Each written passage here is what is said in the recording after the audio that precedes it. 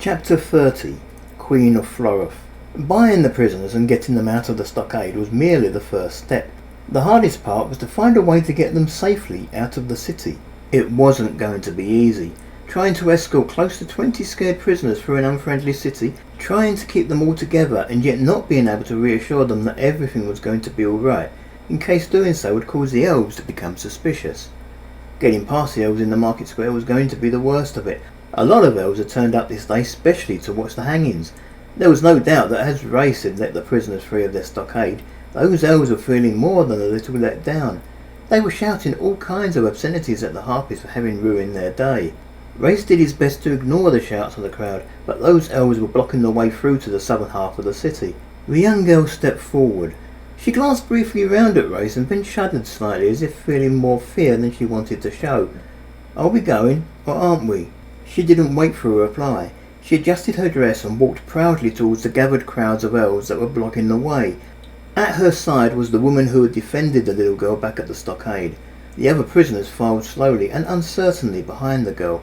A few of them glanced at Race as they walked past him, and they all had fear in their eyes. Race was sure that at least some of them were looking for an opportunity to flee. Race had to trot to catch up with the little girl at the front. He stepped forward of the girl and approached the crowd in a threatening manner. One harpy against a few hundred elves? They could smother Race in their numbers, but Race would certainly take a few of them with him. To the elves, it just wasn't worth the risk. And as the harpy got closer, the elves stepped aside, making room for the prisoners to pass. "Are you expecting us to walk?" Gagara commented. She flew overhead, and when she reached the far side of the market, she doubled back. Although she had spoken with a medallion round her neck, it dangled loosely away from her body and failed to translate her words for the rest of those gathered. "No, you may fly if you wish," Race called up, "but don't get too far ahead of us. Don't hurt anyone, and try to make sure no one gets separated." He looked around for Quinagoth and Tanegi. He knew they weren't likely to be far away. Quinagoth had taken a perch on top of the gallows, while Tanegi was perched over on one of the rooftops overlooking the road to the south. As good as the hearing of a harpy was, Race needed to speak loudly for Tanegi to hear him. "I want you two to do the same thing." "I was hoping to find a place to buy some replacement darts, my chief," Quinagoth replied, hopping down from the top of the gallows. "Although I was able to retrieve a few after our last battle, I used most of them these last couple of days hunting. I only have one left. I think Tanegi still has a couple, but we could use more." "Darts are good," Race agreed. He looked about himself worriedly after Quinagoth's unsolicited use of the word chief. Fortunately, there were no harpies of other villages nearby. "Okay, see if you can do that. Do you need money?" "I have some pretty stones, my chief," Quinagoth called back. "That should be enough. Do you need any arrows?" "I'm fine for arrows." During the same skirmish that Quinagoth had mentioned, Race had only managed to fire one arrow before he had been knocked unconscious. Since he habitually carried 20 arrows in his ring, he felt he still had plenty. "I'll reimburse you for the stones later." "Thank you, my chief," Quinagoth replied. Then she took to the air and flew off towards the east, gaining as much height as she could in order to get a better overview of the city. "Tanegi," Race called to his other bodyguard, "you're with me. You may also fly if you prefer. Try not to get too far ahead." "Right, boss," Tanegi replied. "I have to admit I'm looking forward to dinner. I haven't eaten human in a long time." Race sighed. He hoped Tanegi was just playing along for the benefit of anyone who might be listening and who understood the language. The crowd parted reluctantly. Race held his breath as he passed through the crowd of elves. They jeered at him, calling him every name under the sun, but that was as far as they seemed willing to go. The crowd seemed to go on forever, all those elvish faces peering at him and making him feel as unwelcome as they could. Eventually, though, he stepped clear of the crowd on the southern side of the market, the humans following close behind. One of the bad things about travelling on foot was that Race didn't have his normal bird's-eye view of the world. What was more, being on the ground was so much slower than flying, and sometimes he felt he wasn't making any progress at all. After only a short while, he began to feel as if he'd been walking along this one street for hours. Surely they should have reached the southern gate by now. At least his feet weren't crying out in pain for having walked so far. There had been a time when even the brief distance across the market would have proven too much for him. "Tanegi," Race called up as Tanegi was just passing overhead. "How far do we have until we leave the city?" "Not a lot further," Tanegi called back, taking a perch on one of the buildings that overlooked the King's Highway. "Maybe a quarter of a mile? Maybe just over." It wasn't that much further to go, and before long they were approaching the end of even that short distance. The great southern gates of Lofton appeared in front of them, Quinagoff, having completed her chore, was waiting patiently for them and had taken a perch on the gatehouse. She indicated the success of her shopping expedition by waving at him with her hand filled with fresh darts. The gates were open, allowing for relative freedom of movement. A small contingent of elven soldiers, Race counted 8, were standing guard at the gate. There wasn't a lot of activity at the gates. There was just one other traveller who was trying to enter the city and was currently arguing with one of the guards over the cost of entry. The little girl looked up at Race for the first time since the prisoners had been released from the stockade and said, "You want me to go through?" Race nodded, but said nothing. The little girl breathed deeply and walked on towards the gates and the small contingent of elven soldiers that were standing guard over them. There were tears glistening in her eyes now. Perhaps she sensed that they were nearing the end of their journey and expected to be on some harpy's dinner menu before the day was out. Race rested a hand comfortingly on her shoulder, wishing he could tell her how safe she was. "Don't you touch her," the woman on the other side of the girl ordered.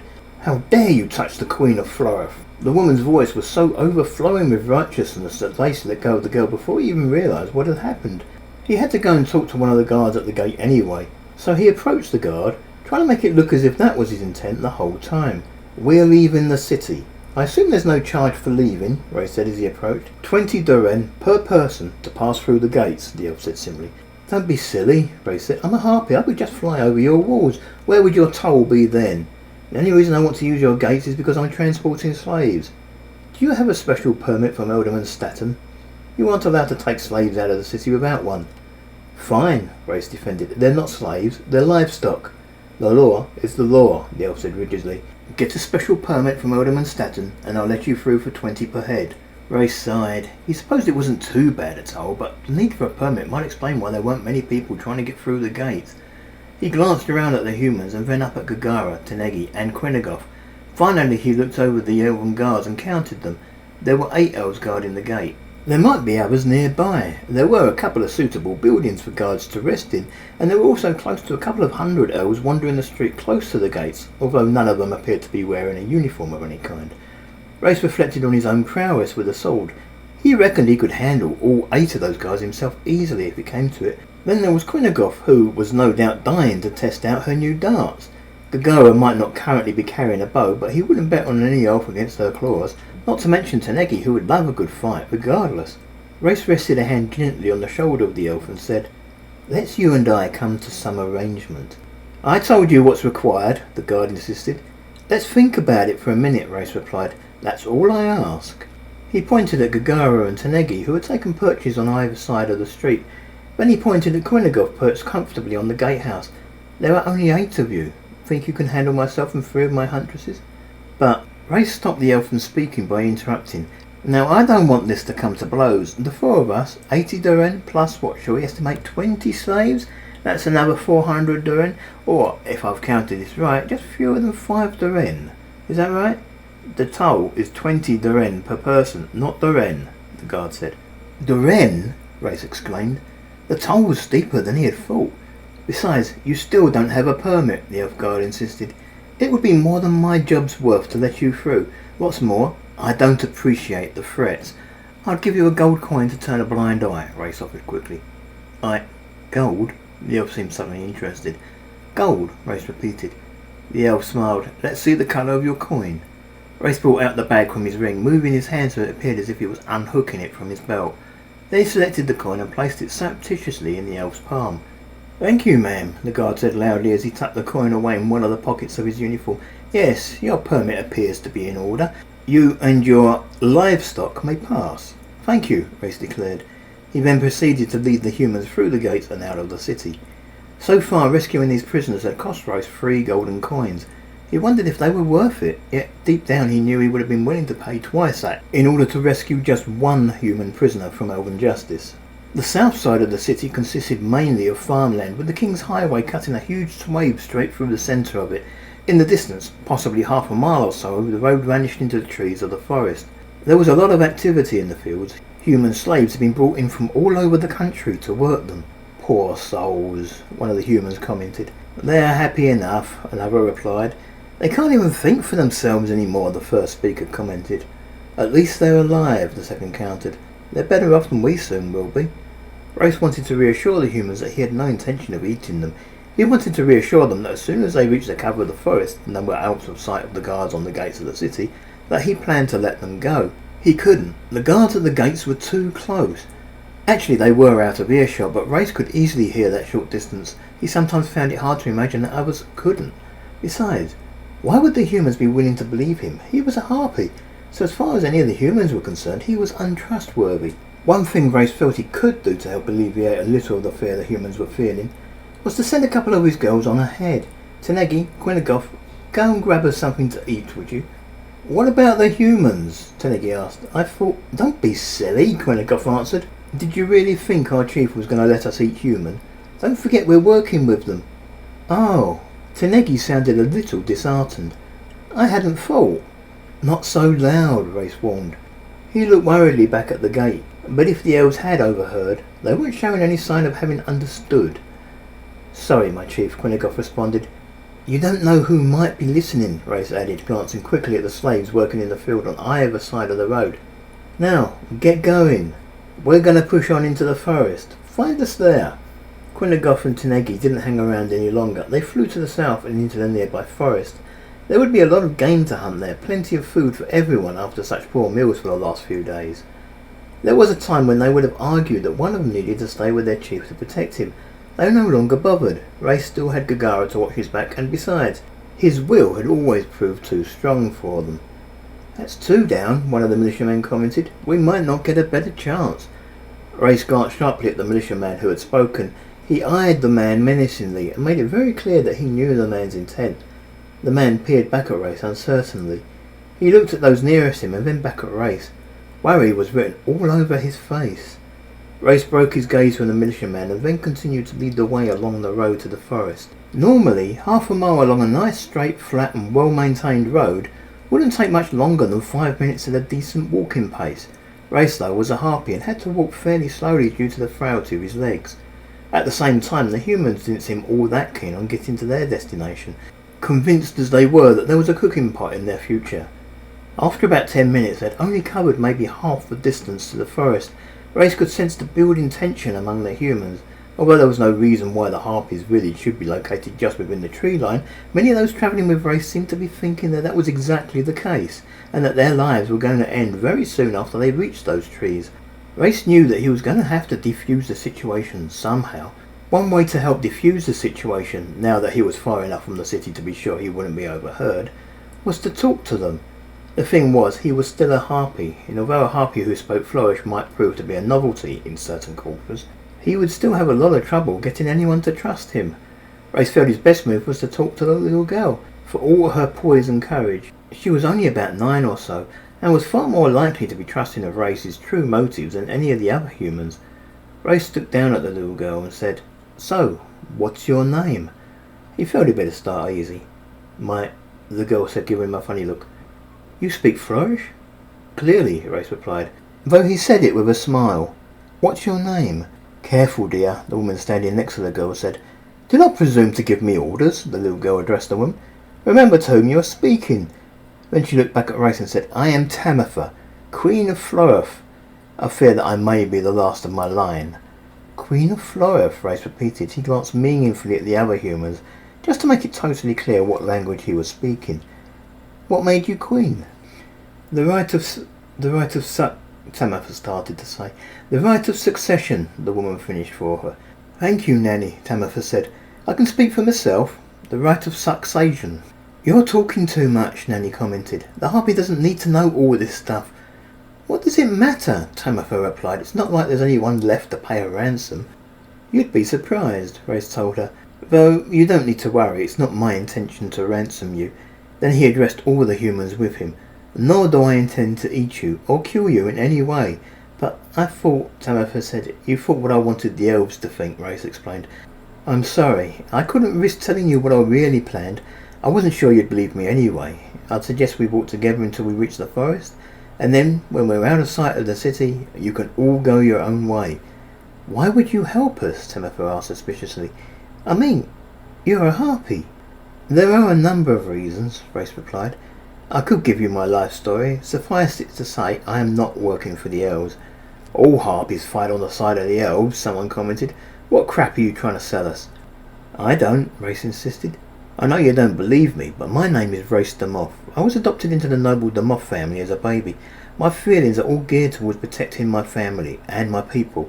Someone laughed. Absolute flibbertigibbet. No, wait, Tamitha answered, looking at Race appraisingly. Slowly a smile spread across her face. Before he died, my great uncle, the old Duke of Bolton, told me a very similar story. Only, in his version, the harpy was male. She laughed. Seriously though, who ever heard of a male harpy? He did, Race asked, surprised. You're not taking this creature seriously, someone shouted. Well, Tamitha said, in his version the harpy was posing as the son of Duke de Moff, and was exposed during the engagement party of Prince Goti and Jenny de Moff. I wish I could have been there. My family wasn't invited though. We weren't noble enough. My dad was a knight of the realm, but only the closest family was invited. We didn't get an invite to the wedding either, though I can't say I'm sad about that. I'd have been killed with the rest of them. Anyway, I suppose you're claiming that harpy was you. Word certainly seems to have gotten around about Race, at least among the noble circles of the country. It was. He fought himself back into his male form, and I assure you, I am quite male. The girl looked at him, blinking a couple of times. Magic? Supplied by Mangloss, the de Moff family's mage advisor. Race felt it couldn't hurt to name drop, considering the circumstances. He showed his ring to Tamitha. It's far safer for me to travel if those who see me think I'm a girl. I apologise for the deception. I remember my great uncle telling me that he thought there would prove to be a lot more to this harpy than met the eye. Race grinned. I'm sorry about your sister. The suddenness of her comment made Race wonder if she was testing him. What about my sister? Race asked. Your sister? The wedding? The slaughter? Tamitha looked at him strangely. She'll get over it in time, Race assured her. It might take her years, but she has the support of a loving husband and her family. She'll get over it. Tamitha seemed a little confused. She lives? She lives, Race confirmed. King Goti and Princess Alice are also still alive. The elves told us everyone was slaughtered, Tamitha revealed. They showed us a magically created image of King Erstein and his wife getting their heads cut off. It illuminated the entire sky for miles around. They told us every other noble in the land was killed at the feast. I remember, Race said. It nearly knocked me out of the sky when it appeared. Morale has been at rock bottom ever since, Nanny commented.